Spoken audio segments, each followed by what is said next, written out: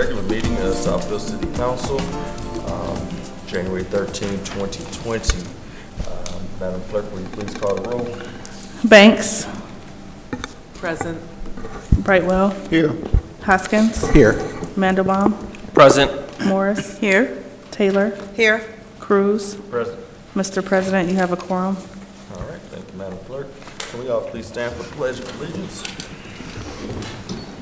I pledge allegiance to the flag of the United States of America and to the republic for which it stands, one nation, under God, indivisible, with liberty and justice for all. Thank you, everyone. We have a few presentations today, and I would like to just mention to everyone watching or here present today, as well as council, that given the fact that we kind of reconfigured our agendas and so forth, there'll be some presentations that'll be listed here that'll also be on consent for tonight for a vote. So we hope that just because of the transition, if there's not any very pressing issues as relates to these items, that we can continue forward with the vote. Of course, like anything else, if there's anything that warrants further discussion, people need more time with, we'll be glad to do that. Yes, Mr. Mandelbaum. Because we switched to this new format, is this something that's going to occur on a regular basis, or is this just like a one-time It's thing? it's more of a one-time deal for tonight. Okay. And, the whole idea of us going to the four meetings and other weekly meetings is that we To don't avoid have this happen anymore, but just a transition period right now. Really? Okay, thank you. Okay. All right. Very good. Well, let's start out first with the council chamber design and construction oversight bid request. We have our deputy administrator that will speak to that for us this evening. Thank you. Good evening. Speaking of reconfiguration, when it was determined that council study was no longer suitable for public council meetings, OHM Advisors was brought in to assist us. Is that better? No. All right. OHM Advisors was brought in to assist us in devising conceptual changes and improvements that could be made to this room to make it suitable for all council meetings. OHM Advisors now proposes continuing the process by converting these conceptual changes into bid-ready specifications that we can set out for construction companies to actually bid on, although they did not propose actually overseeing the construction work. Unfortunately, they wanted $70,000 to do this, and at that cost, the administration feels that competitive bids are appropriate, so we are seeking authorization to pursue competitive bids for the pre-construction work of preparing bid specifications, for making recommendations on the selection of appropriate bids, and for the oversight of the construction to make sure that the work that is done meets the bid's specifications. We're not asking to perform the work or even perform the engineering at this time. Once we have the bids, we'll come back to you with recommendations for your review and approval. Okay. Council, any questions or comments on that item? Yes, Mr. Mandelbaum? How long do you think that bid process will take for it to come back to us? Bid specifications, we probably should be able to have that out within a month, although to some degree that depends where purchasing is. I'm hoping that within 2 months we'd have that back and I would be back before you with recommendations, although it's always possible that something more pressing might come in and push that back. Okay. Any other questions, council? All right, so this will come back to us at It's actually on, this is on for tonight? it is. Okay, sounds good. All right, well, if there's nothing else there, then we'll visit that in a few moments. All right. All right, thank you. Our next, you're up next, right? That's right. Campus safety and security improvements bid request. Yes, sir. Again, this is a request for bid, to put something out for bids, not to perform the work. When these buildings were built, and I mean the Pavilion, Public Service, Parks and Recreation, and City Hall, all buildings had a public address system that the police department could use in the case of emergencies through speakers to notify the occupants. Well, over the decades, due to reconfiguration of the building and simply a lack of maintenance on the system, less than half the square feet are adequately covered by a public address system. What we're asking to do is go out for bids to have the system repaired and in some areas expanded because reconfiguration put walls in that blocked it. We're hoping that this will cost, anticipating maybe around $10,000, but again, we're not asking for money to do this right now. We're simply asking for permission to put it out for bids. That's the first half of this agenda item. Okay. The second half is an expansion and bifurcation of our electronic access system. When these buildings were built, of course, they all had mechanical keys. Most of these locks have never been changed. Over the decades, keys have been stolen, lost, and simply never returned when people left. And we really do not have adequate control of these 4 buildings. The proposal is to take the locks that face the public and convert them to electronic access locks. Once we do that, we will change the keys in the mechanical locks to a separate key that will be issued to the police department, the fire department, and the on-call facility maintenance workers. And the reason for that is because this is a fail-secure system, meaning if the electronic access system fails, the doors will remain locked. So we do need a backup system, although most employees will never get an actual mechanical key. They will be tightly controlled, so we don't have the same problem with those. Once we change to electronic access, first of all the keys that are out there won't be a problem because they won't open anything. And secondly, we will not be issuing people uncontrolled access. Everyone who receives access to our buildings or non-public areas of our buildings will be given specific access at specific times and specific days. We'll also have an impartial record of when these areas are accessed, should that ever become necessary. Finally, if somebody loses a key, it's no problem. We'll simply turn that off. So this will greatly improve the security of our buildings and provide us with more control. Now, the second half of this proposal will be to bifurcate the system. Currently, our entire electronic access system is controlled at the police department, and that's taking more time of sworn officers than it should. And really, it's technical services who should be administering this controlled system. It's a computer system, basically. They work our computers. So we would bifurcate the system such that the police department would still have oversight of the police department. But the rest of this 4 buildings, administration and management would make determinations as far as access, and then technological services would implement those. Again, we're not asking for the money to do this right now. We're simply asking to go out for bids. Once we have bids, we will come back to you and with our recommendations and seeking your approval. Okay. Council, Mr. Brightwell? John, why did this come about? I know we have a comprehensive need assessment going on, and so will this fall under that, or will it be inclusive, or what? How did this come about? Actually, I do not believe that this was actually considered for the facilities control or improvements, but it times very well with that because we're not going to be spending any money until we have the comprehensive needs assessment back. Okay. So this will actually augment that, and I think it would be a mistake to spend money before we had that in, but by the time we have these bids back on actually both agenda items, we'll have the comprehensive facility needs assessment back. And if we decide to go in another direction, then obviously we won't need to expend this money. Okay. I think you touched on it briefly. In reading through this, what's the fail-safe and fail-secure? What's the difference there? Well, there's 2, with electronic locks, there's 2 ways you can go. There's what's called fail-safe. For instance, I will tell you the glass doors leading to the mayor's administration, those are fail-safe. If power fails, if that circuit is not properly backed up, and the battery dies, those doors will unlock. Now, that's really not a problem because by the time we get to that point, there won't be public in this building. We'll have had power out for days. But for exterior doors, that would not work. If we had a power failure, we can't have all our doors unlocking after maybe the generator fails and batteries die down. So that's why in situations like that, you go with a fail secure. So if there's a failure in electronic access, that lock still locks. Okay. Good. Okay, Ms. Taylor? Yeah. Does this include the court? The court is under a separate system, and I believe that's administered by the police department, but we did not look at that as far as this project. Okay. Okay. Is that just different budget? I'm sorry? Different budgets that we're working out of? Exactly, they can, Anything else from council?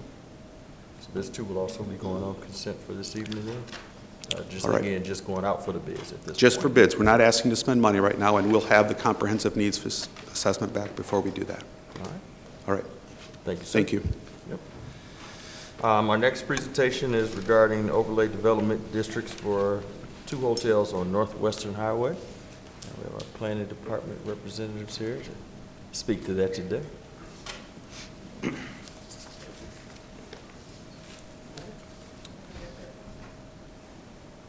can try to get it up. You want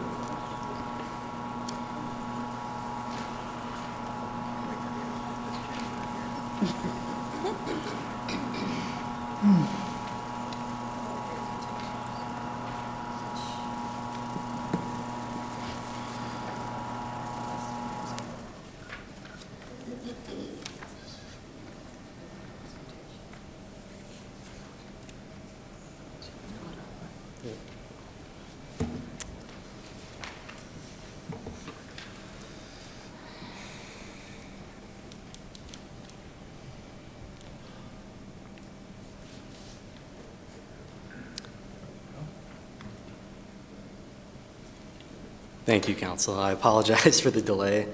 So this is the presentation for PZR ODD 19-003. This is the petitioner Avanti Development Group on behalf of the owner, Oakland Commons. This property is located on the Northwest Highway between Civic Center Drive and Town Square. It's about 5.65 acres and is currently zoned RC. The petitioner is seeking to rezone to ODD and create a master development plan and agreement for the development of 2 hotels, one of which is an extended stay. This is a closer-up view of the property. This aerial is a little bit dated. The parcel immediately to the north that's blank in this aerial is where Noah's event venue is currently located. And along the frontage of Northwestern in front of the parcel is where Red Bull Park currently is. So in your mind, you can envision the currently empty field behind Red Bull Park. These are the existing conditions. You can see Red Bull Park in the south, and to the north, Noah's. Currently, the property is zoned RC, which is Regional Center. The future land use map shows that this is under the City Center sub-area district, which makes it eligible for rezonings to ODD. And these are perspectives of the 2 hotels. So we have a Hampton Inn, and we have an extended stay, which is under Staybridge Suites. This is the general layout of the property. The 2 hotels will be facing each other. They're both 4 stories. They're both 112 keys. The site is designed with Red Bull Park in mind, so we have the entrance down on the southeast corner. I'd like to call out to the pathway along the northwestern edge. That pathway was installed as part of Noah's. It's featured a lot of drainage issues. The petitioner is proposing to fix those and to bring it into conformance to work with their own property. The petitioner is also working with the planning department to put in some pedestrian lighting along the area, which is something that we have been missing so far. So this is a close-up of the pedestrian connection. There's an art plaza proposed, and along with a few of the pedestrian lighting that is going to be developed in conjunction with truck light. These are elevations of the Staybridge Suites and elevations of the Hampton Inn. These are both the current prototype models for both of these brands. So without any further ado, I'd like to bring up the petitioner.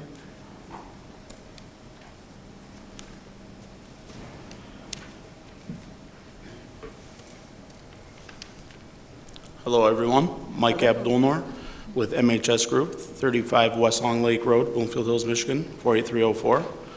MHS Group is proud to be proposing these two properties centrally located right behind Red Pole Park, across from LTU and surrounded by all the other Fortune 500 companies the city of Southfield has to offer. We are very excited about the economic growth that these properties will bring to the city. We have, there's not properties like its kind right now in the city, and a lot of the business is going over to Farmington Hills and West Bloomfield. Both properties will be creating around 40 new jobs in the city, so we're also pleased with that.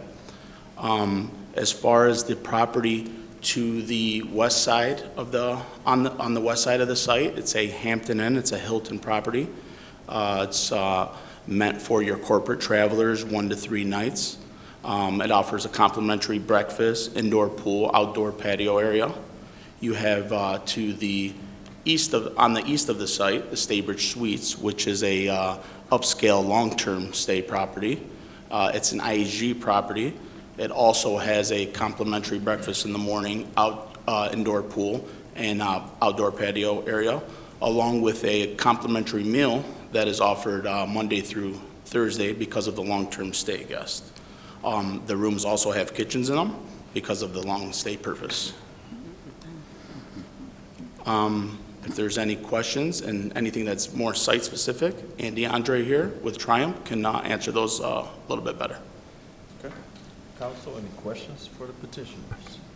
Mr. Mayor. I'm just wondering, since you're right next to Noah's Event Center, I can see where I can go around.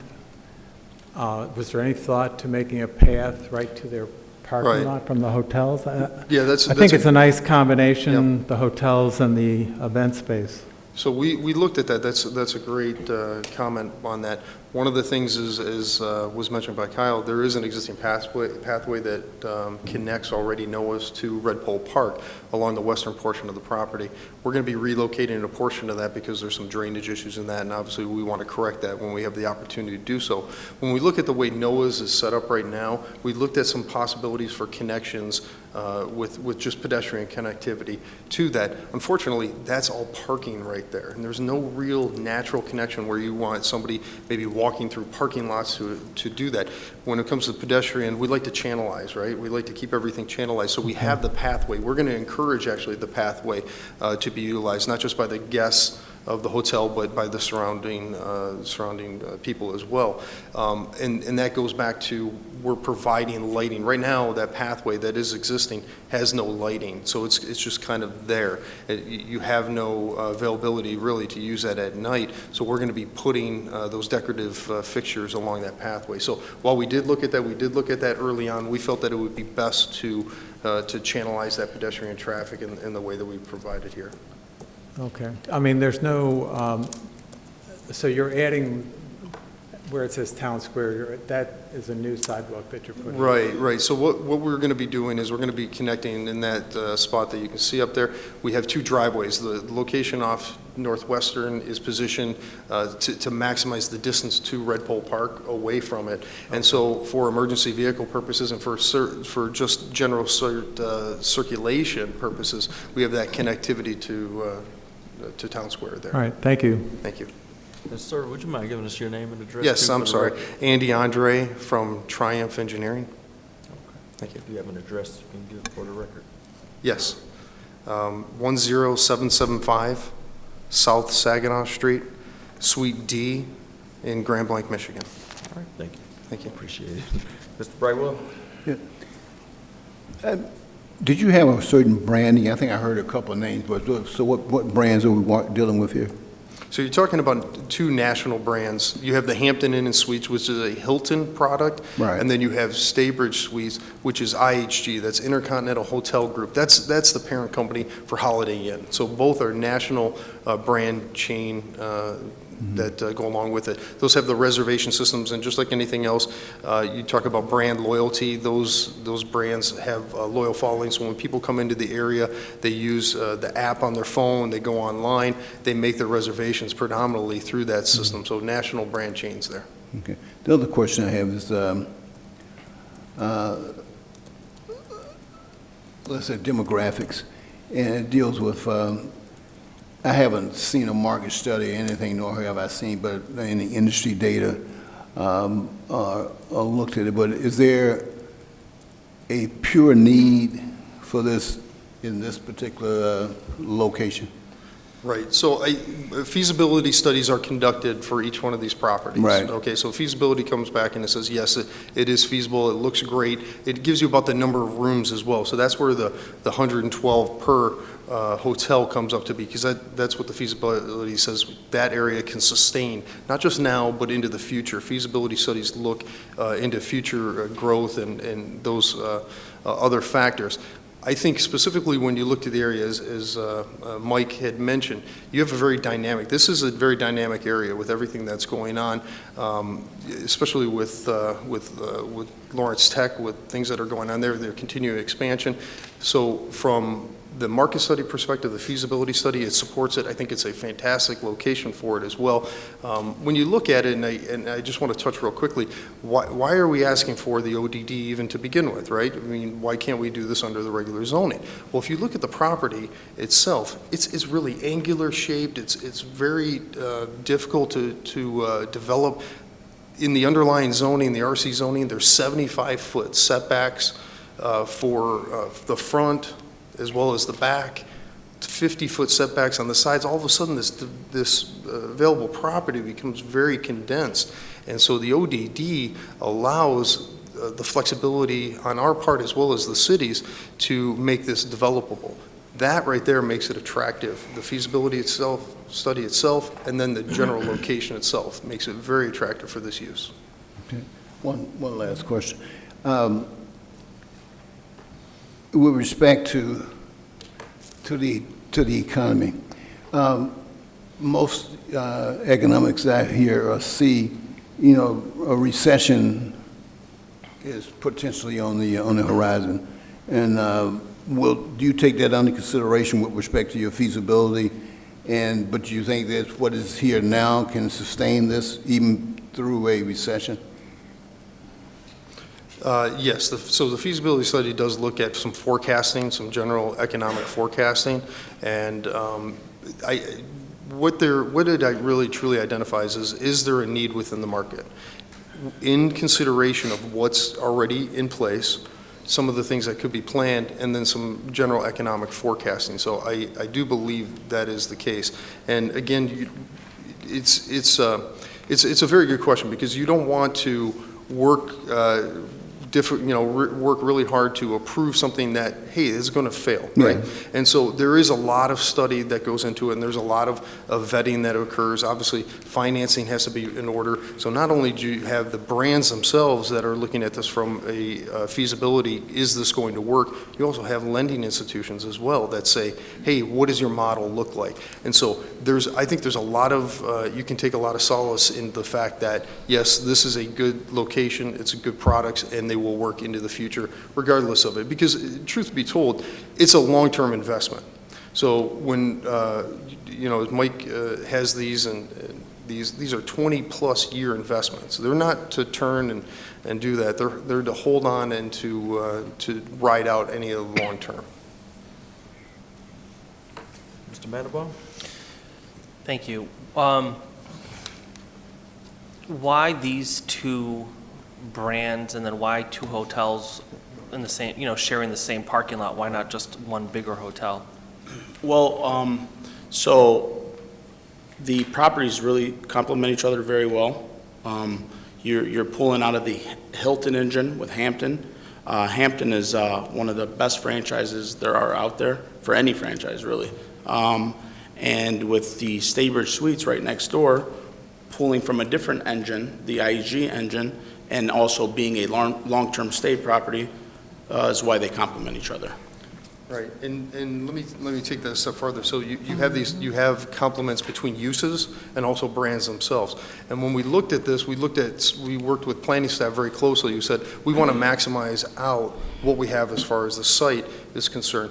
And how does that work out? It works out with shared parking. And when I say shared parking, I don't necessarily mean, hey, we're deficient in any way. We actually have enough parking for what we need. But in order to do that, if we can centralize that parking, utilize those cross accesses between it, what it does is it opens up other green areas that we're able to maintain. So when you look at a plan like you have here, I think this is a great demonstration. Near a 6 acre, it's 5.8 acres or something close to that, we have a tremendous amount of green space. So by taking and maximizing the density that we have, locating those parking areas closer to each other, all it does is open up some green space that we're able to maintain. Okay. Now,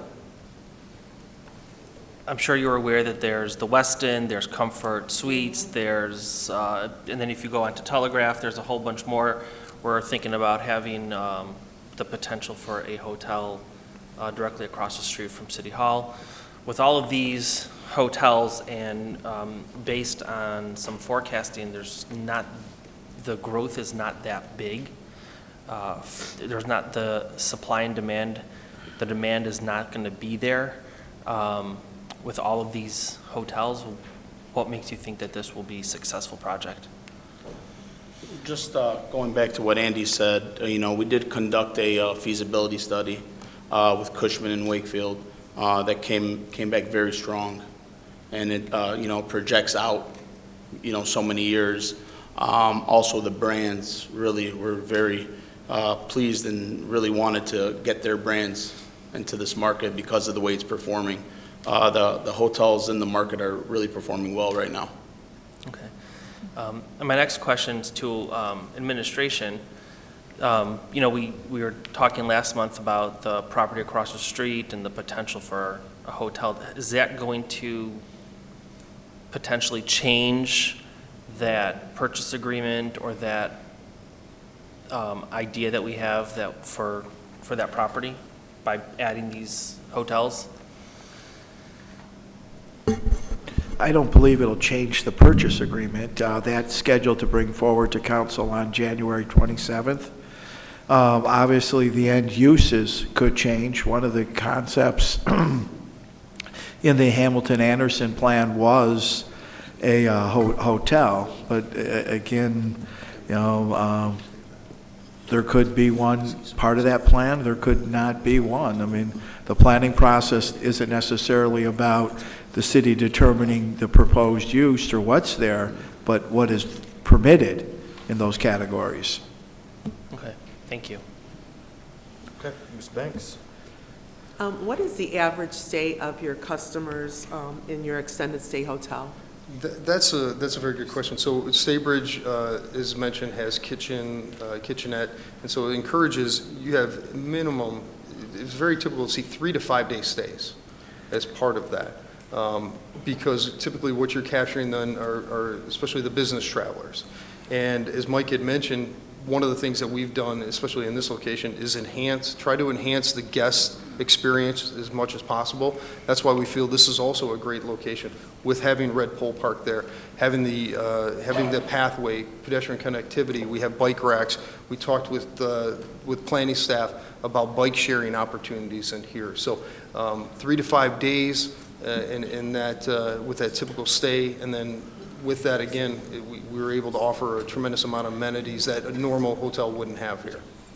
Because I always thought extended stays were longer. Do you offer incentives for like a 30-day, a 1-month period, or? Yes, we do. Yes. And then we have an extended stay hotel, my memory is correct, right around the corner from this location. Has anyone, to the planner or Mr. Zorn, do we know what the occupancy rate is of the extended stay hotel around the corner? We have one on Franklin Road, and I think there's a third one in Southfield. Or is there 2 on Franklin Road? But there's a pretty large one right around the corner. Right. I'm not aware of what the occupancy rate is or if that analysis has been done. Again, I'll caution council that you're to review what's proposed and what's permitted in that category.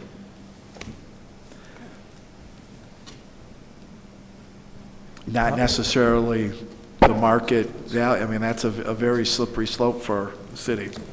Mr. Chair, I sent to the council again today the industry conference I went to in October, and they are projecting room growth for the next couple of years. Not huge amount of room growth, but the industry says we need more rooms. That we do need more rooms? Yes. We need more rooms, yeah, that's what they, this was a conference held in Southfield, very, very well attended by people across Michigan. It was a Michigan conference on hotels and hospitality. I don't know if you had a chance to read the email, but I sent it back out again today, the summary. And currently, in the pipeline, there are 19,000 more rooms statewide, with Ann Arbor, Troy, Grand Rapids, and Detroit leading the construction of new hotel rooms. Is that something that we might be able to get for, I mean, this item is coming back to us at a later, at our 27th meeting, so is there something we can maybe look up and just get maybe an idea of what occupancy rates in our hotels are on the planning department? So we'll ask that. What's that? My mic's not, I'm not hitting the mic. No. Okay, thank you, sorry. So because this is just a presentation today, we'll come back on 27th. Sure. But like I said, the mayor sent us a very comprehensive email, I think, on this topic, and we can find out whatever. If there are other questions that you might have, Ms. Banks, we can No, forward it to I planning. was just curious about the other extended stay hotel. Oh, excuse me. A part of it is the management of the hotel. So I'm not going to name any names, but one of the extended stays has been very poorly managed. There have been a number of police runs there. So, you know, these are all factors in where people are choosing to stay in the city. And Mayor Seaver, if I could, the extended stay brand does not compare to the Staybridge Suites brand. That's more of an extended, this is a long-term stay, it's upscale, it's not, it doesn't pull from the same demographic. I mean, the rates will be higher, and it's just, there's nothing of its kind in Southfield. There's no long-term extended stay property that compares to the Staybridge Suites. So what makes this property different, unique? I'm sorry. It's more of an upscale long-term stay? Upscale. Yes. It's not extended stay. They have weekly rates at, $25 to $35 sometimes. So this is a night, that is. This is a more of an upscale brand, pulls more of your corporate traveler. I don't think we have extended stays here that are $25, $30 a night, but I don't think so. When you pay for a week in advance, those are the rates. Not paying on a daily rate. But it's limited, they don't give you the same offerings you get at a Staybridge. Thank you. Okay, Ms. Morris? Yeah, I was right there in the extended stay space. I, too, was thinking along the lines of Councilwoman Banks that we did have, I think, 2 other extended stays. But my question was about the feasibility study, and just wondering if you could share a little data with us, or, why you think that the city of Southfield in that area is best positioned for that type of development. Sure. What kind of data in the feasibility study showed you that? Sure. Yeah, I think we can probably work through staff to supply some information that will make it to you in advance of the next meeting. Okay. One of the things when it can, I'll be honest with you, it's pretty boring, and it can become a little bit overwhelming because it's very data-driven, but at the same time, it's very revealing because it will break down. So one of the questions came up is, hey, what's occupancy? The feasibility study drills down into what typical occupancies are for these hotels because it does want to compare what is going on within the general marketplace. But it also then is going to look at, specifically, let's talk about the Staybridge, how is it compared to extended stay only as well? So the information is very data-driven, and I think it'll you know, provide all the information that you're looking for. Okay, thank you, I appreciate it. All right, Ms. Taylor? I just wanted to say that I welcome the opportunity to see the feasibility study, but I work at a company within the area, and we also looked at hotels and things, and I think that this is a good opportunity because of Lawrence Tech being there and the games and stuff. The city of Southfield is changing, and people are looking for weekend stays, where they're looking for some of the businesses. For me, I'm in HR, and some of them are looking for 2 and 3 night stays. And we do look for cheaper ways to do it because we have 3, 4, sometimes 30 people staying at one, that may stay three nights. Definitely. And we may not want to pay the Marriott rate, but we still want a quality area. So I'm looking at this as an opportunity, not just where we are today, but where we might be going in the future. And I think it would be good, and we're different events around the city. Southfield is the center of it all. So we will have other areas coming in to take advantage of your hotels, and that if they are approved, and we do have them. So I think we should look broader, and I think your feasibility study would help us in that area. So I just wanted to make those comments that we can look at other ways of utilizing different hotels, things that we don't currently have. Sure. Ms. Taylor, if I could just, one comment on that too, is that's a great point. And what I think what we're looking at as the opportunity, and Mike mentioned, is Southfield is actually losing out to your neighbors. You are losing out to Farmington Hills, to Novi. You're losing out to those locations.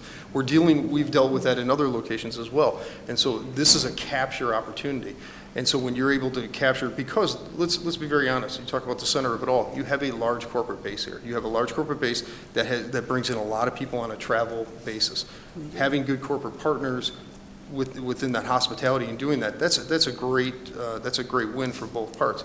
And then when you stretch that into not just what we're doing as the hotel, the development itself, you look at what the economic impact is, because you have 224 rooms. Are they always going to be occupied? No, they're not. Let's be honest about that. But we anticipate very high occupancy in these based on the feasibility. And what does that do? That's all that you're talking about is a cascading effect on economic activity to local area, entertainment, restaurants, that type of thing. And so while, Mike can talk a little bit about his when he talks about his economic investment within the city, there's kind of a cascading residual effect that you really don't know about, but it's going to have that impact too. So, thank you.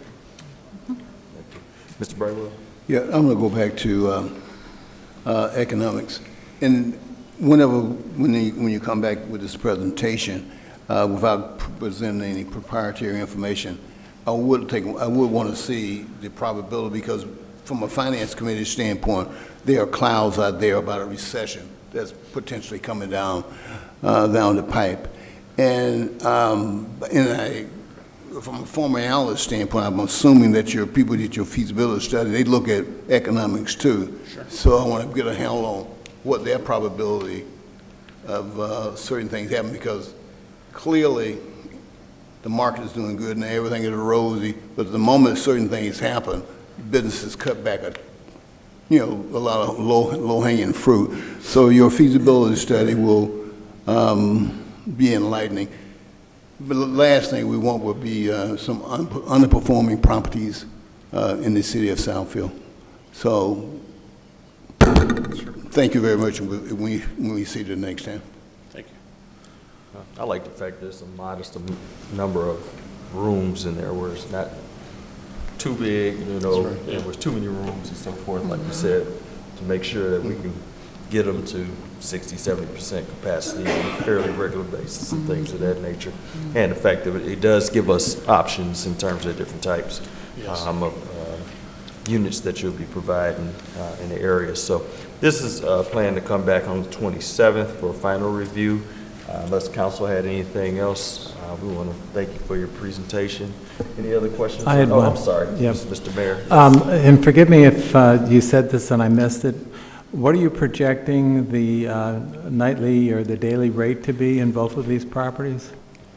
Depending on if it's a week stay, month stay, and I understand. around 129 to 139. Okay. For both? Yes. All right. Okay. All right, well, we'll see you all on the 27th. Thank you. For your Thank you. presentation. Yep.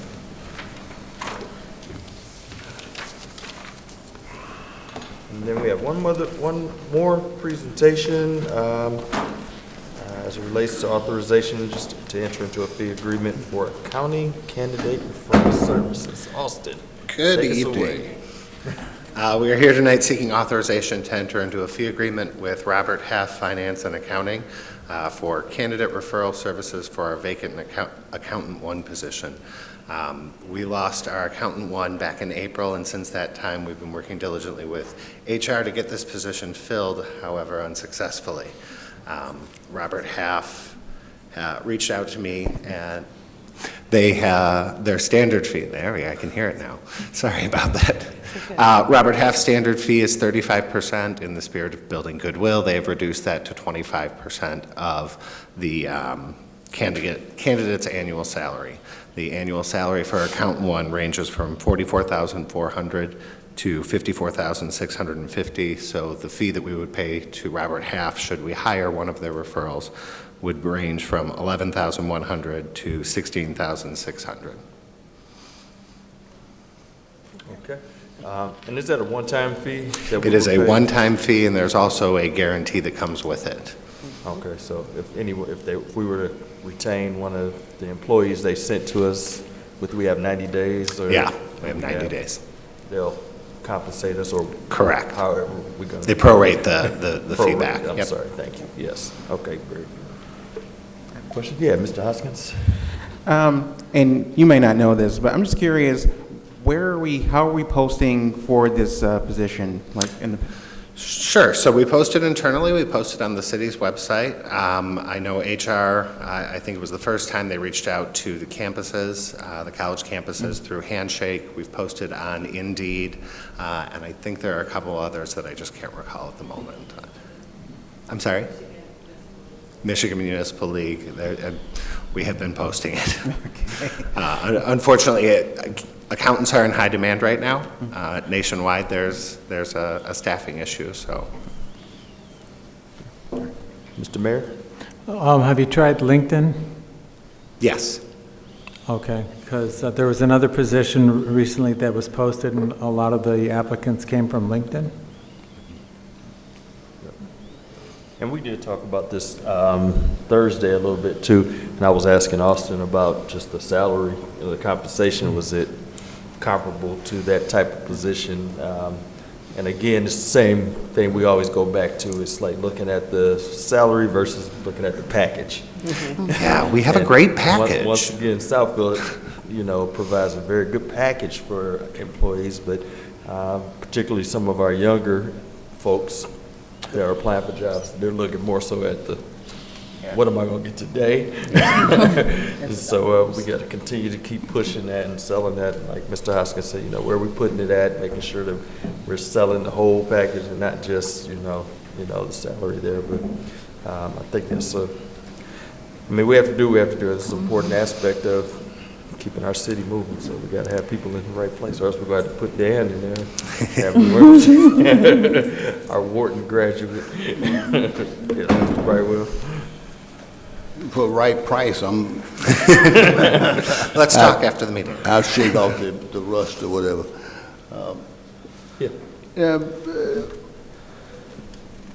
We had proposed, I think, at some point in time last year, do a wage study. Is that in progress? Where is that? Purchasing is. Yeah, purchasing has put it out to bid last week, and they have published a timeline of when we expect to have that back. I can't recall off the top of my head, but I think we're looking to bring it back to council within the next month or two. Okay, but that's critical, because if you bring up the question about is the salary appropriate or applicable for that particular range, we will know specifically that what we are paying is appropriate for this particular job. So we can make, I do want to make sure we get that out of the way so we will know that when we post something, we should be getting qualified candidates because we are competitive. Ms. Morris? Yes, is Robert Half, is that a placement for just fiscal positions like accounting or? I believe they are finance and accounting focused. Okay, and if in fact a placement moves on voluntarily or involuntarily, is there a amount of time that they have said that they would be able to replace that position? A guaranteed amount of time? No, the guarantee really only applies to the first 90 days of employment. Okay. But I'm sure we could work something out. Okay, all right. Okay, thank you. Anything else from council? All right. So then, And this is on consent agenda as well. Yeah, okay, very good. Thank you. Yep. All right. That ends our presentations portion of the meeting. We have no appointments this evening. We have one set of minutes that need to be approved. Mr. Chair, I'd like to make a motion that we approve the regular meeting minutes of December 9th, 2019. Support. It's been moved by Ms. Moore, supported by Ms. Taylor, that we approve the regular meeting minutes of December 9th, 2019. Are there any comments or questions? All those in favor? Aye. Are there any opposed? All right, minutes are approved. We have some consent agenda items that need to be approved. Mr. Chair. Mr. Chair, I make a motion that we approve consent agenda items A through G. Support. Been moved by Mr. Brightwell, supported by Mr. Mandelbaum, that we approve consent agenda items A through G. Are there any questions? Ms. Taylor? One question on item C on the ACH electronic transactions policy. It states that we should have some kind of report from the treasurer. Could we just have that added to the monthly report? And the Yes. treasurer's I not see the here. treasurer. No, yes, he is. He's here. Oh, there, He's hey. shaking his head, yes. Would that be That's an possible? affirmative. Okay, so Thank we'll make you. sure that's noted in the minutes as to be approved. Thank you. Are there any other comments or questions? Yes, Just to Mr. comment on that, Mandelbaum. can we also make sure the full council gets those reports, please? Absolutely. Thank you. Okay, now I forgot who approved the motion and everything. Who was Well, I made the motion. I don't know. We had the motion by Mr. Brightwell, supported by Mr. Mandelbaum, to approve the consent agenda items A through G with the, I guess we'll call those friendly amendments stated. Because it's technically no discussion with consent agenda items. That's the Okay. whole purpose of the consent agenda items, but we'll add the amendments that were said. Thank you. All those in favor? Aye. Are there any opposed? Right. Consent agenda items are completed.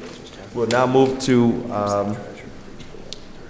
we don't have any public hearings or site plans today, so we will move into communications. It seems that unfortunately, our timer is still not working, so Ms. Morris has agreed to use these little time cards for us today, just to keep everybody on task this evening. So our first request for recognition is Ms. Pamela Gerald.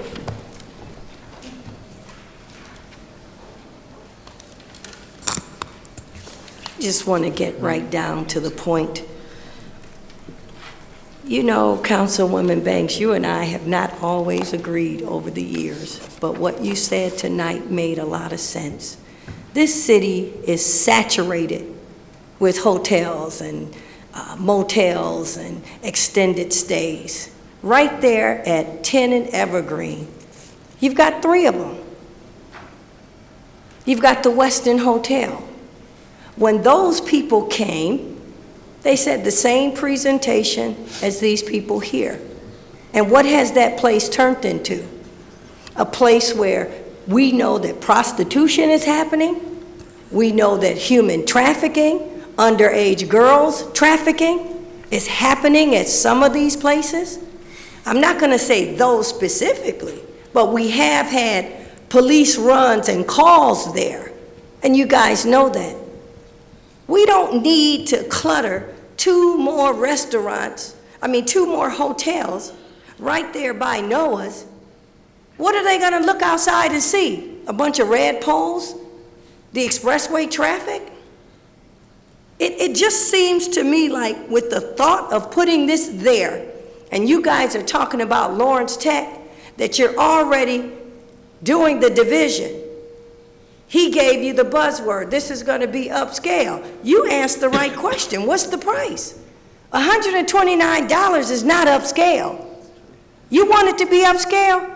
Go to like $249, $279, $315. That's what the upscale the upscale hotels charge and more. We've got a problem, and they've changed the name 3 or 4 times. There's a hotel right down the street from Pole Park, near Toys R Us, the Baymont. Drive by there. It's not even rented. You might see 3 or 4 cars there. You guys need to just stop and do what Robert Gibbs told you when you did this Northland visioning session. He said, don't let a developer come and tell you where they want to put something. You suggest to them where that place will fit. 5 years, Northland. Why don't they put those hotels in Northland? Put them right near 8 Mile so we can attract some of that upper class clientele from Detroit, from Oak Park, from Redford. Why do you want to cram everything near City Hall? It makes absolutely no sense. And Councilwoman Banks, you are on the right track. I would keep asking those kinds of questions. Setting a price is not going to just say that it's an upscale place. Your time is up, Mr. Chairman. Thank you. Deal with the human trafficking and the Our prostitution. next request for recognition is Gerard Mullen.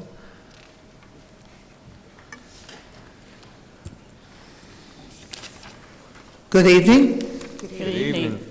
My name is Gerard Mullen, Southfield Citizens Oversight Committee, Post Office Box 155, Southfield, Michigan 48037.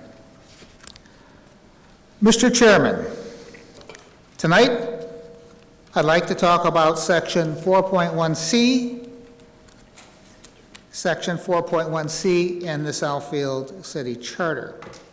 Section 4.1C deals with how and when a council elects the council president, and I quote from Section 4.1C.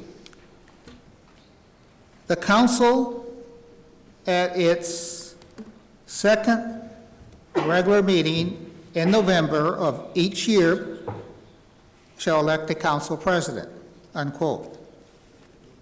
At the last council meeting on December 16th, I stated that the current council president, that's you, Dr. Cruz, was elected erroneously at the first regular council meeting in November, on November 18th, and not at the second regular council meeting in November, on November 25th. Mr. Zorn corrected me, and Mr. Zorn may be right, but if so, for the wrong reasons. Let me explain. As it turns out, this council had a clandestine, unscheduled council meeting on November the 8th, a committee of the whole meeting at noon, Friday, in council's study room, in violation of the Open Meetings Act, Section 5, subsection 1, and I quote, "A meeting shall not be held unless public notice is given as provided in this section," unquote.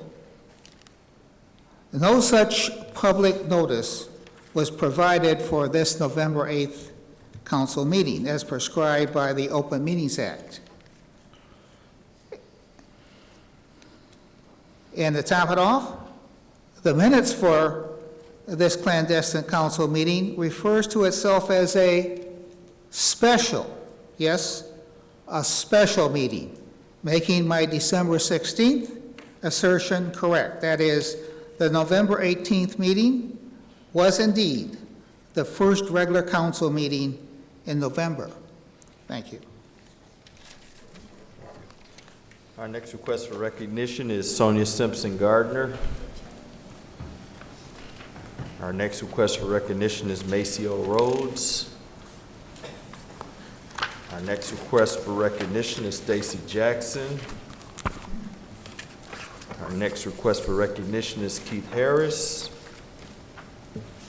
Our next request for recognition is Aubrinia Pinkett.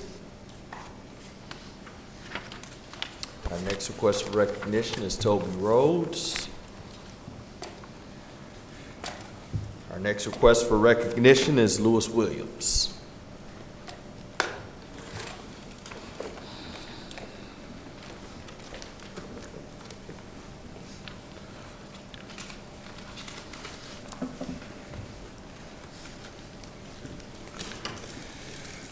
Lewis Williams, good evening. Good evening. I come before you once again to express my opposition to any plan to sell any part of the Northland property to a marijuana grow business for the purpose of selling medical marijuana. I urge you to consider selling that part of the property to some other business entity. I understand that we're not allowing any recreational marijuana businesses here, and I support that position, and I urge that you maintain that position. But I ask that we not allow any marijuana grow businesses here in the city, medical or otherwise. There are a number of concerns. I'm reiterating the concern about the potential increase in crime. I think that's a real concern, and that's something that we really need to look at. And also the impact on property values. I asked this question previously, and I ask again. How would you like a marijuana grow business near your house? I know I would not be pleased with that.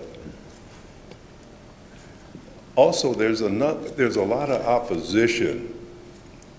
Not everybody would want to come and speak publicly, but there's a lot of opposition to this idea in the community. I think most of you are aware of that. Another concern is we don't want to do anything that's going to make this drug more available to our young people, and there's a concern in that regard. Southfield has been called the family city, the all-American city. We don't want anybody to label us the marijuana city. If it's such a great idea, it's so needed, let them take it to Birmingham, Bloomfield Hills, Farmington Hills. We don't want it here. Thank you. Thank you. Our next request for recognition is Lewis Robinson.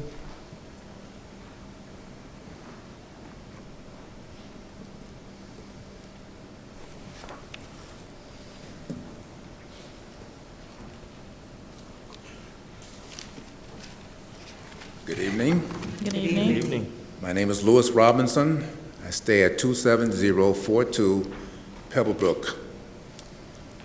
I am here because there's a truck driver who stays on Pebblestone Brook who owns highway driving trucks, and he has some relatives and friends who also own them, and they insist on parking that truck or their trucks on the easement section where there used to be foliage that drained off the water from the road of Pebblebrook Road. I'm sorry. Can you talk to the Can you speak a microphone? little bit more directly to the microphone? Bring them Lift back it up a up. little bit. Yes, You want it up a little bit?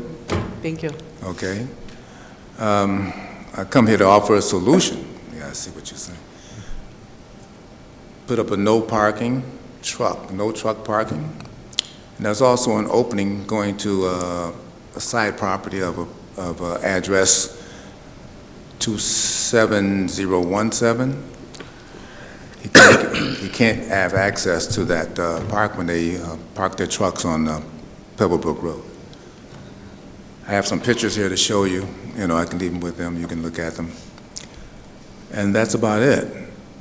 You know, if you can come up with no parking, 2 no parking signs for the properties that are affected by that, by the off-road parking or the easements of those highway trucks, I think that would allow me and other neighbors who are upset about this just to call the police and say, you got a truck here parked illegally. Right now, it takes some other order where do it with time, you know, from 2 to something in the morning, but it's not parking. They're actually possessing property they don't own. The easement, they do not own that. So that's what I'm here to say. I have some pictures. Would you mind leaving it with the clerk for us, please? Yes, and we'll take a look at it and appreciate that. Be back in touch with you about it. Thank you very much. Mr. Chair. Yes, Mr. Brightwell. Mr. Robinson, you're a former vet commission member, right? Yes, sir. Yeah, I know, that's what I was saying. Have you reached out to our parking authority and or the police about this situation?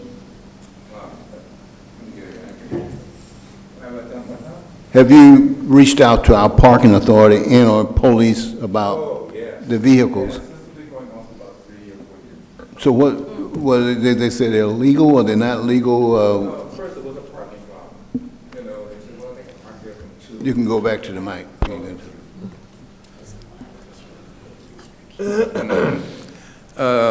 The police saw it as a parking problem. And since there's a law that says from 2 to something in the morning, 2 a.m., that it was legal for them to park. So we would get up at 2 o'clock just to call the police. But the more we looked at the problem, it became very obvious that they were destroying the off-road easement foliage. And there's a picture that I got there with where they abandoned a trailer. They have a habit of abandoning their trailers and grabbing another load and whatever they do with it. Okay. It's about 3 of them. It's about 3 different people, and they all work out of the home of 27. Okay, I think our chair indicated that because this doesn't sound right. It doesn't seem like this should be something that should be going on in a residential area. So I'm sure we have rules and regulations against that. So our chair indicated that we will look into it. So. Well, I know that every time a highway truck comes on San Marino driveway, it's against the law. And every time they call themselves parking it, it's against the law. I told the guy that. He's just breaking the law. He wanted me to, feel for him, but stop breaking the law. And after 4 years, I am fed up with it, and I think all the other neighbors too are fed up with it. We have to I offered a solution that would allow us to just, when we see them backing into that area, we can just call the police and tell them to back out, drive out again. That's my version of the solution. Okay. You know? Okay, Louis, I think we'll follow up on it. Please do. Okay. All right. Thank you, Mr. Robertson. Like I said, we'll be in touch with you as it relates to this. Excuse me. Our next request for recognition is Richard King.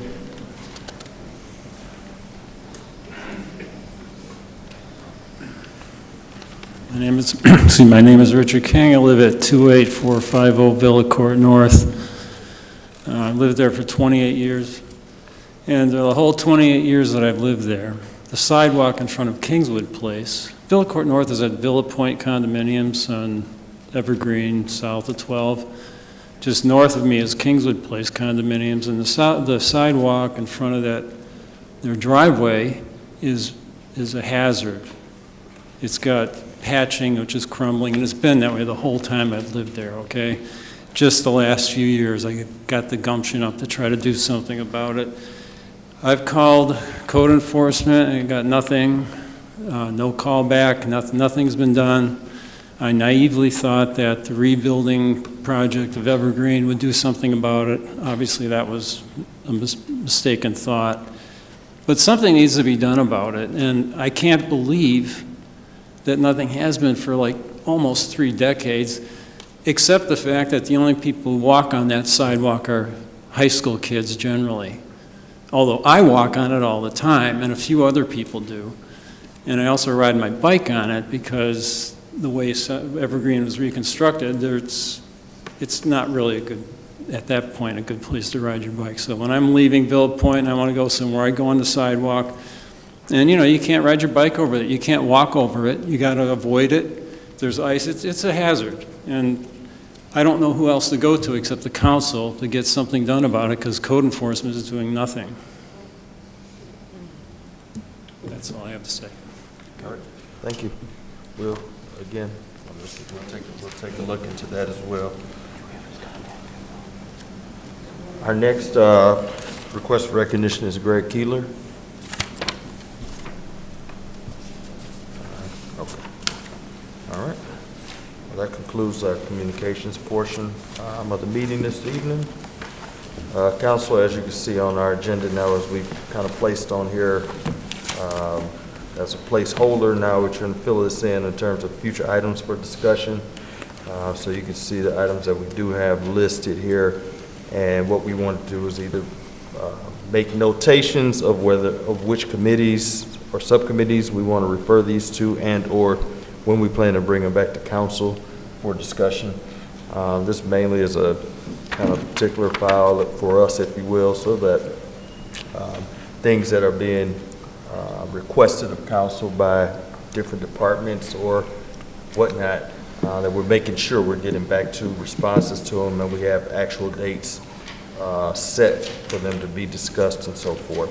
So we kind of went through the list of what we thought we had. I think Ms. Morris has been sending out emails asking council members of things that you would like to see on a list like this to discuss future items. If we missed anything, please feel free to let us, either herself or myself, know.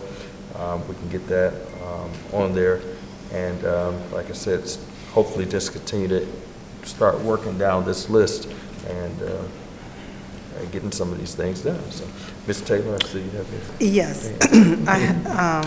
I believe at our last committee of the whole, the impeding traffic ordinance is going to be handled by Dan Brightwell. Well, I kind of made an executive decision on that one, and I did want it to come to legislative first, since we are meeting Wednesday. Okay. Still. Okay. So it still will go there first. Okay. I think you made it clear that you make sure that we discussed it and talked about it and got a recommendation back to council before the next meeting, if that's okay with you still as the chair of legislative. Okay.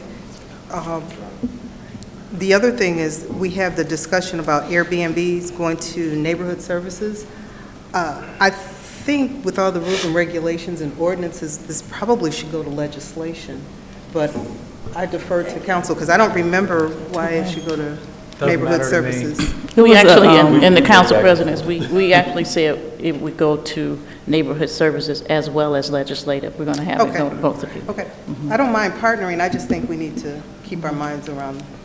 I think we felt it touched on both committees. I agree. I have no problem so with we can make that clear. But yes. No, that's fine. Well, for clarification purposes, shouldn't we start with legislative to make sure we've got the rules and regulations covered before we bring it to neighborhood services?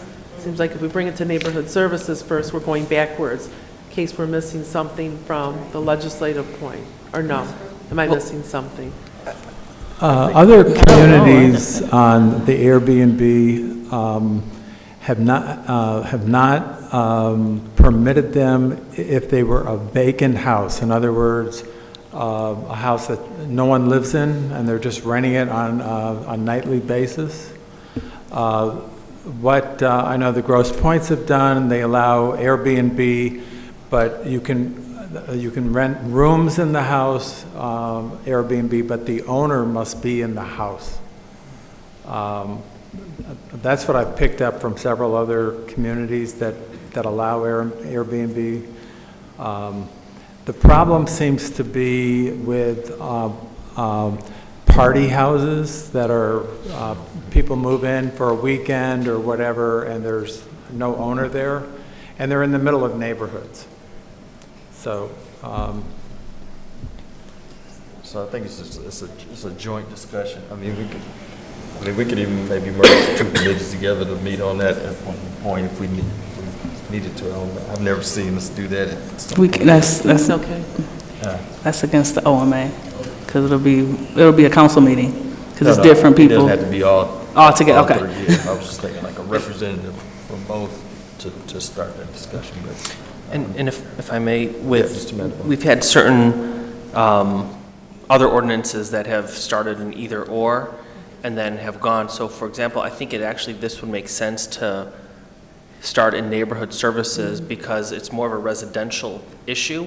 And then we can send some recommendations to the legislative committee to say, if you build an ordinance, this is what we would like to see in it. People are concerned about, neighbors are concerned That's about fine. it, yeah. Okay. All right. And then, yes, Ms. Banks?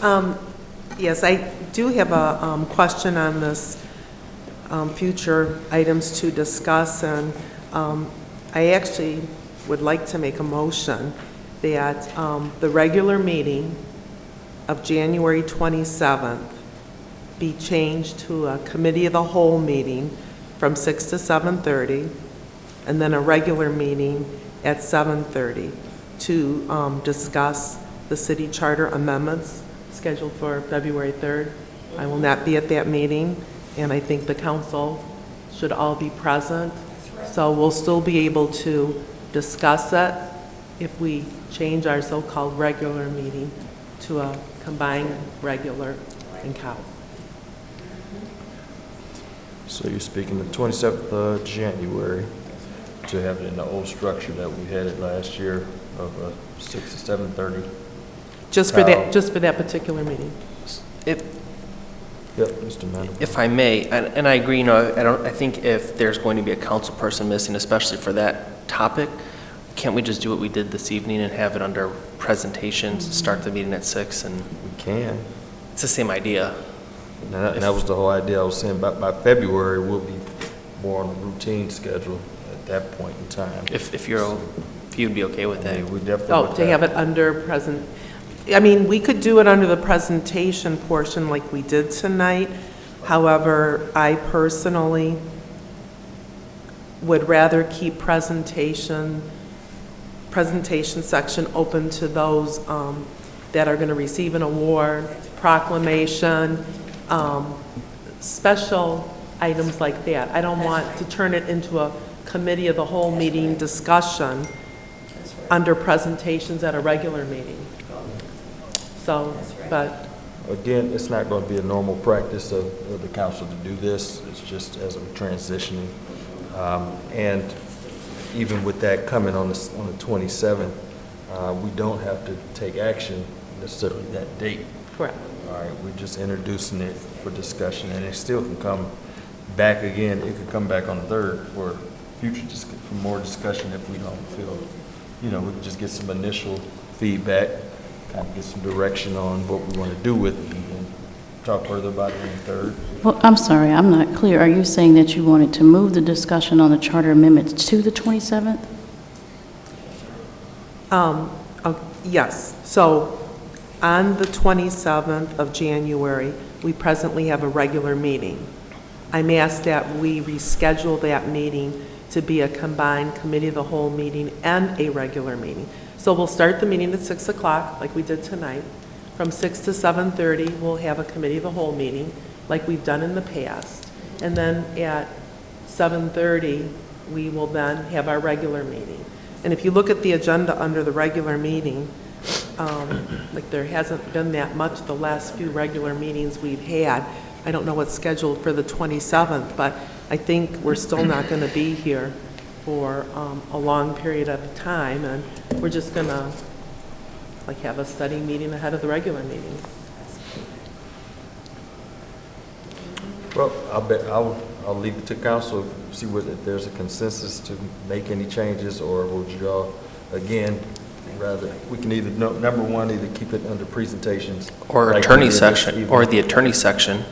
I'm sorry? Or the attorney section, since the attorney's going to be the one who's going to officially, I guess, approve the wording or write the wording. Excuse me. Well, I think we first have to just, well, I mean, I don't even know what this item is. I'll be honest, I've heard rumors and rumblings, so until I think we discuss it, I don't even know if the attorney's ready to present anything, because we have not, as a whole, presented anything to the attorney. So I personally would like to discuss this as a group, so we're all on the same page. Yeah, of course, we can agree to discussion on February 3rd. Right, and I indicated I won't be here February 3rd. That's the only reason I'm requesting that we discuss it on the 27th. I don't think we're really changing anything with our schedule. It's what this council has done in the past. And if we start a regular meeting and there's not that many items on it, we're going to be out at a reasonable time. Mr. Brightwell. Mr. Chair, recognize that Mrs. Banks is a new council person, although she's been with us in the past, and her ability to want to be a very active and involved council person. I'm feeling her desire to be involved in her sincerity and her dedication, that perhaps we can, for this one, is my understanding, you will be out of town? You will not be? I will not be present at the February 3rd meeting, Okay. That's correct. So I'm feeling that, well, my thought pattern is to try to accommodate you this one time to have that item on the 27th meeting, and we'll move it early. That is based on the sincerity that you are presenting to us, that you want to be involved. Absolutely. And be in each particular item. So if, that would be my thought, not to be disruptive or not to, and I definitely don't like to change the annual council meetings, but in this one time only, to support our newest council person, I would feel comfortable making that one change this one time only. Thank you. I still don't really see the difference between us doing it under presentations and changing the meeting. That's my personal feeling on that. But I'll go with the consensus. But I don't understand. I'm trying to understand if we're going to be discussing it at the February, that's the committee of the whole meeting. Oh, that's the one you're asking, because you're going to be out of town, so you want to change the 27th meeting to a committee of the whole at 6 o'clock. To A joint committee of the whole / regular meeting like council conducted in the whole 2019 calendar year. So we already have a meeting scheduled. It's just, I'm asking, in addition to a regular meeting, can we have a committee of the whole meeting? I don't have a problem with that. I don't know if the attorney is prepared, will be prepared, but we could see if they'll be prepared to bring that on the 27th. I guess this is where I'm confused. How can the attorney be prepared when we have not discussed what this item is? And I'm sorry, this is the first time I have seen the future items to be discussed, and I want to say thank you. But I've heard rumblings that there could be up to 4 charter amendments. Yes. So I personally would like to know, what are the 4 charter amendments that we're going to be discussing? And I think we as a council, and I defer to the attorney to correct me, we have to guide and direct. I don't think it's up to the attorney to say, this is what you need to look at. We haven't given the attorney any guidance to prepare whatever. No, that's at least not, not to my knowledge. No, so this item was an agenda that I was bringing forth. And so I don't know anything about 4 charter amendments. I've previously stated about my desire to bring back the primary. So I've been working with the city attorney, speaking with her, working with the city clerk, trying to guide her in bringing this item forward. And I was not aware of that, and I didn't know that this was your item, nor did I realize it was just regarding that one. Well, I was told there were 4 proposals. No, so again, you wouldn't have known because it was to be brought forth to discuss, future items to discuss, so.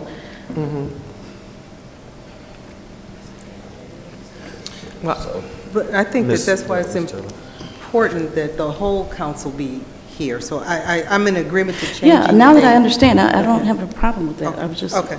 But we're not changing the date. Well, I mean, just this item, we're changing To the date to item. the 27th We're meeting just rather than changing the this 3rd. one item's date. I'm So sorry. so I'd like to make a motion that we change the regular meeting of January 27th to start at 6:00 PM to 7:30, and it will be a committee of the whole meeting. And then following the committee of the whole meeting, we will have a regular meeting here in the chambers. Well, I support that, given that we will understand what will be involved. And the purpose of the meeting will be to discuss city charter amendments, and that is plural, so that's why, I don't know what amendments are coming forward. Well, it's been moved by Ms. Banks, supported by Mr. Brightwell, that we, so I guess what are we doing now? Going back to the old form. meeting? Huh? We're just changing the meeting? Changing the item. I think our clerk has some comments. We're changing the format of the meeting, so we would have to repost how we're doing this format. Unless we decided to just keep it the other way, we would have to repost as far as the COW plus the regular meeting. This is a one-time For item. one time, yeah. One time only. Yeah, it's one time today, till it's not. I mean, we can't sit around and make meetings around everybody's schedule, or else stuff just won't be getting done. But I'm a vote against this, but, it's up to the council. So we got a motion on the table, and we got a second. Is there any other discussion? All in favor? Aye. Any opposed? Opposed. Okay, so we'll repost that meeting to be a 6:00 to 7:30 Cal, and, 6, what do we do? 6 to 7:30 Cal, and then 7:30 regular meeting. Thank you. All right, no problem. So question, the cow will be in the chambers? Correct. Okay. Yes, Ms. Banks? The cow wouldn't be in the study room, like we've done before? Oh, I'm sorry. Yeah, no, the cow would be in That's the- what I meant, I'm sorry. Yeah. Yes.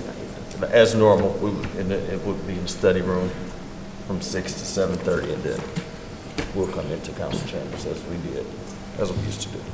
And that's fine, we're changing formats and so forth, so, so it's fine. No, I appreciate it, thank you. And maybe it's because I'm not sure what is really being, brought forward. Nothing has been presented to us, so just want to be present for the discussion. Okay. Mr. Chair, with this item, I'm with you. I'm old school enough that I don't like changing meetings, because people plan meetings, they build a schedule around meetings, they have dinner around meetings, and I really don't have a history of changing stuff. But this is just happened to be an item that's a one time only, and I'm just dealing with Mrs. Banks' sincerity of being involved in this particular upfront thing. And charter changes are important, so if she want to be there, that's pretty much where I'm coming from on this. Not to see every time a whiplash and, Hey, I have no problem with it. Every council member has the opportunity to speak their mind and voice their opinions, and council agreed to make the change. It's not a problem. That's what we'll be doing moving forward. All right? Yes, Mr. Braywell. This has nothing to do with change, but if you, given that the legislative committee, the chief of police indicated that he wanted to talk on this whenever it gets, so if you guys determine that this is coming out of legislative, I'd like to arrange it for the chief to make a presentation to the full council wherever. If you turn it down, it won't be a need for him to talk. I'm speaking about which, talking about your The impeding traffic. traffic, yeah. Okay.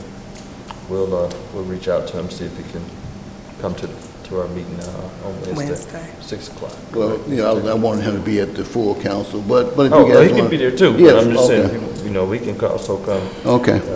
As to discuss it as we make a recommendation to council moving forward. Okay. Okay.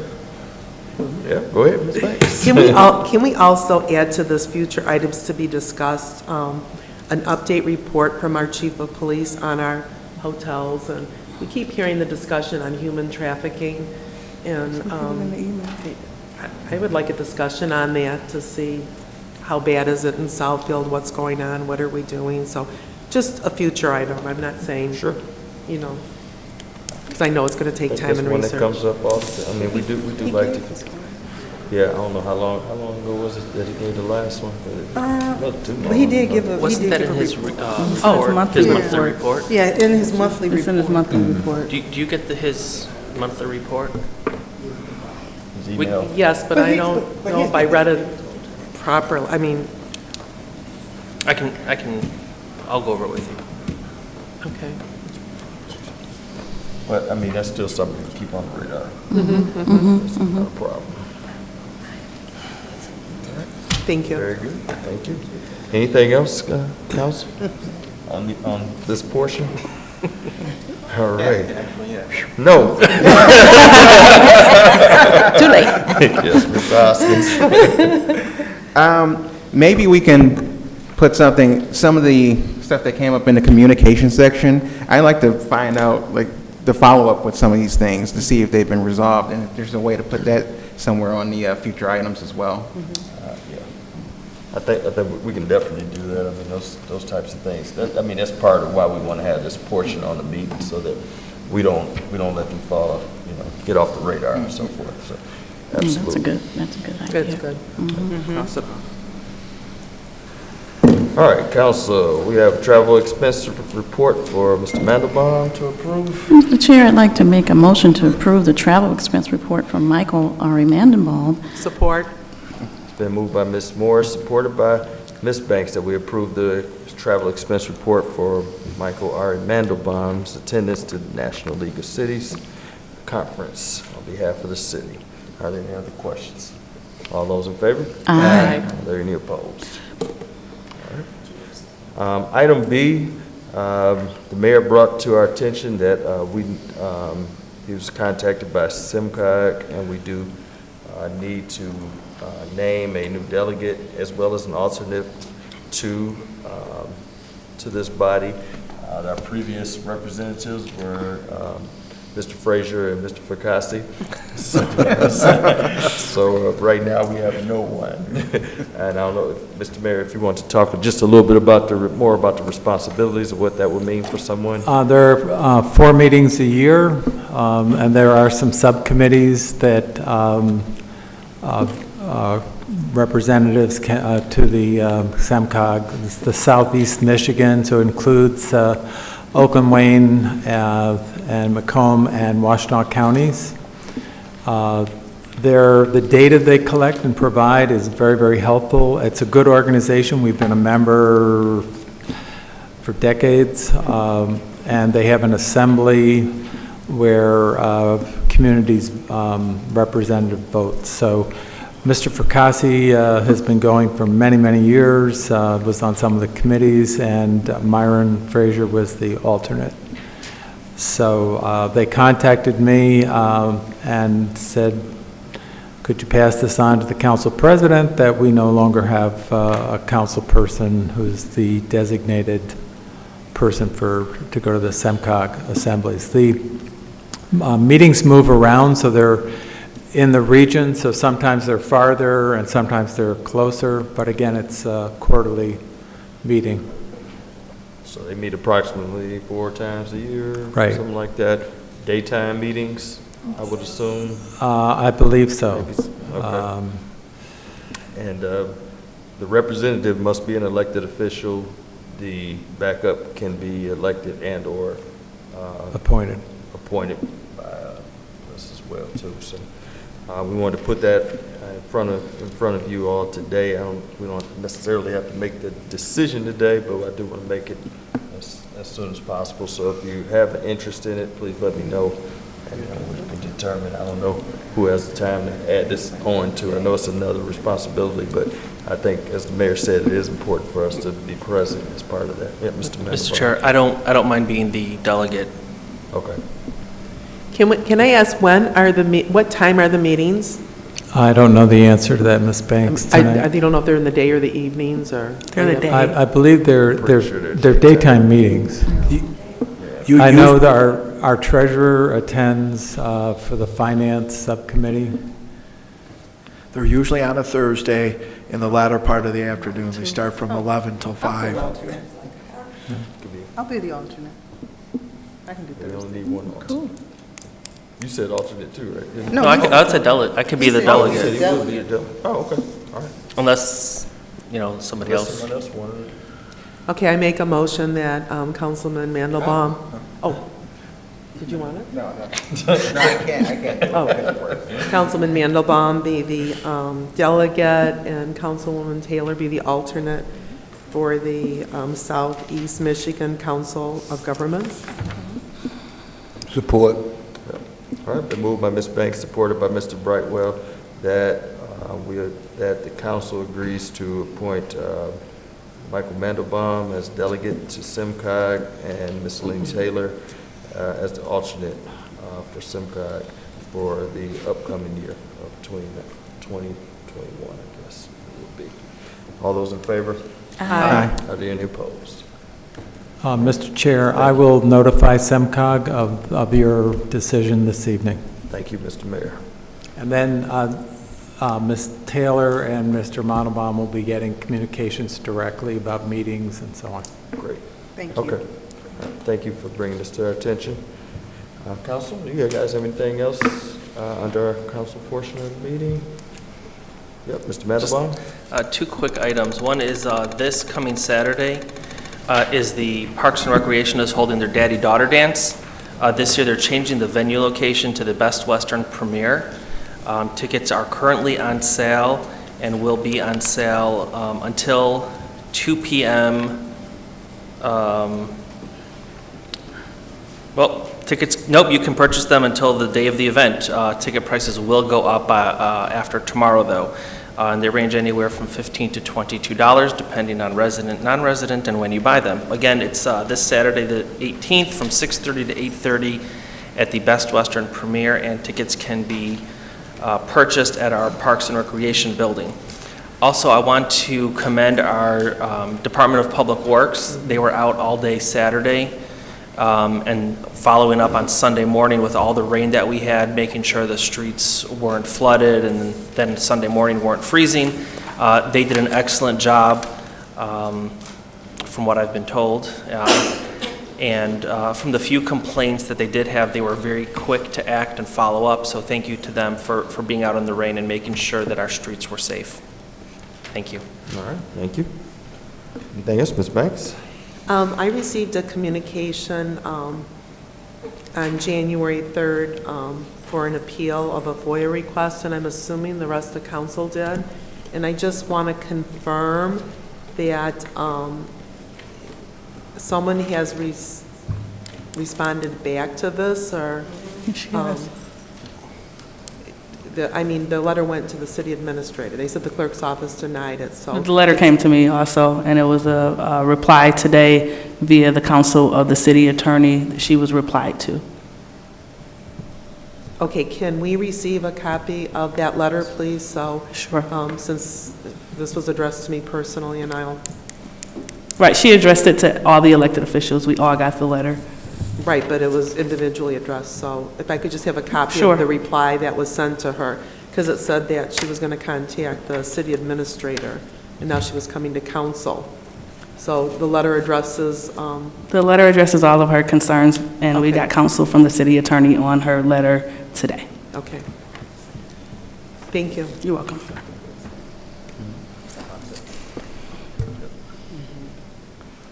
Anything else from council? Mr. Mayor? Yes, I have just two things. First of all, Martin Luther King Peace Walk. I'm the city delegate to the task force. We will have the annual Martin Luther King Peace Walk this Monday. Walkers are asked to assemble at Hope United Methodist Church starting from 9. Lineup will be at 9:30, and then the walk will actually start at 9:45 and proceed to the pavilion. The program will start at 11. The keynote speaker will be Dr. Wendell Anthony this year. And then should conclude around 12:30, 1 o'clock, again in the pavilion. There will be a taste fest afterwards, refreshments afterwards. The other thing I wanted to bring up, and I'm going to keep talking about this through April, is our census, our 2020 census. I've mentioned to you all that, and to the public, that we have a complete count committee. The committee is open to anyone who wants to serve on the committee. We will be reaching out to our most critical populations, the elderly, the young, people who have been identified in the past as not responding to the census. The next meeting of the Complete Count Committee is Wednesday, this Wednesday, the 15th, in the council study room. We usually meet for 1 hour, but we will be talking about assignments and having people approach, do networking with schools, with churches, with our senior residences, as well as preschools and the assisted living. I want to remind everybody, and again, this is so critical for us. I know I don't have to school most of the people in the room here why it's so critical, but the government is making this a little more challenging. They are not going to be mailing paper census forms. So everyone is going to have to go online. You'll be getting a postcard in March with a number or telephone. So because of this departure, I am concerned. The library will be involved. We're hoping to do some mobile registration sessions to get people to comply with the census. Again, in 2010, our participation slipped. We only had a 76% compliance rate. In 2000, we had 81%. And again, these numbers affect us not for a year, but for a whole decade. The other thing I want to mention about the census is that we're in a period of pretty high employment, and they're having difficulty hiring. They're still looking for census people to work for the Census Bureau. And they've just increased the pay, as a matter of fact, because they're not getting people to respond. They pay over $15 an hour and up into the $20 an hour, depending. There are flexible hours. They pay weekly, and there is paid training. So if you go for the training, you'll be paid. To apply for a census job, it's very easy. You go on the website 2020census.gov/jobs. I'll repeat that, 2020census.gov/jobs. And there's a critical need for people to work on the census. And some of those positions, by the way, will carry through to August as they do the follow-up work. So it's not just about from here to April 1st. Thank you. All right, thank you, Mr. Mayor. That's And I would just definitely want to reiterate, everything you said about the census. I was a team supervisor for the 2000 census, and those are very good jobs. They are good paying jobs, and a lot of them lead to full-time.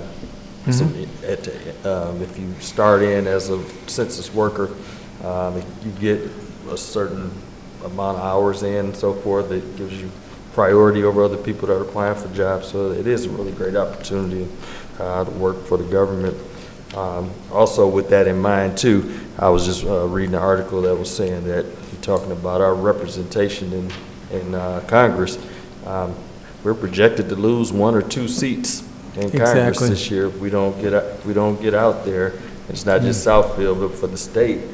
Man, just kind of weakens our voice, as we're going to Washington, asking for and looking for support for our area and so forth.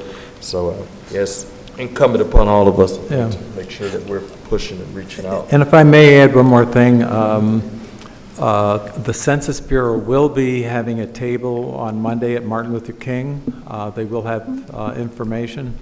And again, it's, as you say, Mr. Cruz, it's everything from road funding, school funding, hospitals, social services, that will be decided for the next 10 years. Ms. Banks? We have a large senior population here, and if we're not going to have a paper copy, have you discussed at your Wednesday meetings, if I understand it correctly, how are we going to address the senior homes? This is, we are working with the senior properties. And the other thing,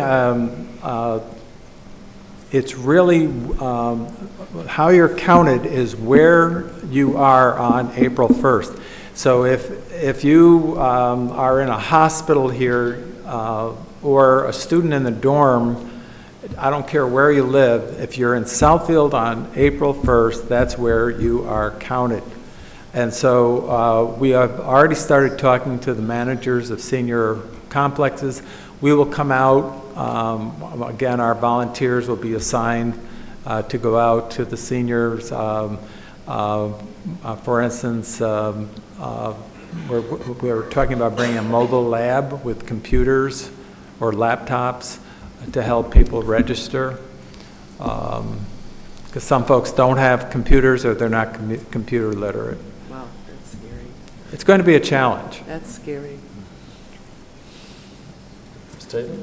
I just wanted to add 5 o'clock on Wednesday. I didn't hear you say the time, I'm sorry. Yeah, 5 o'clock this Wednesday in that room.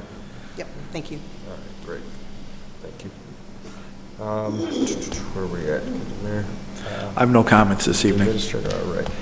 Madam Attorney? All right. We have our treasurer here with us. He has 2 items to present this evening. Yes, good evening, Your Honorable Body. This evening, I bring before you for an annual update of our investment policy. In conjunction with the city's investment advisor, Robinson Capital, it was presented before the Council Finance Committee for review, and one update was recommended. It was the addition of an SBA, which is the Small Business Authority fund, to be able to be allowed as far as bonds to be able to be purchased. They're backed by the full faith and credit of the U.S. government, and it goes along with all the other agency bonds that we currently are able to do, which is Fannie Mae, Freddie Mac, all those that are backed by the U.S. government. It allows us to get additional interest income for the city, and we've had a great year this past year. We were in the top 10% in the country, and thank you to the Honorable Body for allowing us the flexibility to make the investments that allowed us to have that great performance. So, thank you. Okay. Congratulations. So there's a request then from you to adopt these policies, is that correct? Or is this just simply for information? You want to make my motion? You're just dealing with the first one? It's a motion for the annual review of the investment policy with the addition of the SBA product in there. Okay, you're just dealing with A. I make a motion that we adopt the the annual update of the city investment policy as presented by the treasurer. Support. All right, it's been moved by Mr. Brightwell, supported by Ms. Taylor, that we accept and approve the updated city's investment policy as presented by the treasurer. Are there any questions or concerns? All in favor? Aye. Are there any opposed? All right. Thank you. And also present before you, we have a depository resolution which lists out the different brokerage firms and banks that we can do business with. So we try to keep it current, and there was one update that needed to be done for housekeeping purposes, the removal of Chemical Bank due to a merger with TCF. So TCF was already on our investment policy, so we're just removing Chemical Bank from there. So if the honorable body can adopt that, please. Thank you. I make a motion that we, I think Ms. Banks has something. Mr. Lohnberg, there is no attachment, at least in my packet. If someone else has an attachment, I don't see a list of the banks. And I ask that we postpone this until the next meeting, until we have the information, not unless someone can share it with me right now. It says that we're going to delete one bank from the list of banks. I don't see a list of banks. It says adopt an attached resolution, and there's no attached resolution. So I don't know where the rest of the paperwork went. it's out there, I saw it somewhere. You have it? Yeah, I saw it. You saw it? How many other banks was it? Was that, I'm sorry? Just change the name. It was changed to just the TCF Chemical Bank. Right, it was just a removal of Chemical Bank. Right. It's already the existing depository resolution that's already been previously approved by council. So we're just just a approving removal of that. change. Is that But the Chemical Bank wasn't listed in the previous resolution. Chemical Bank was on there originally, and it's just a matter of removing Chemical Bank from the list because they've merged TCF. So then are you saying the banks that are listed in the city's investment policy are the banks that are also the depository? It may have gotten combined together also. Yeah, That's what happened. That's why I saw it, yeah.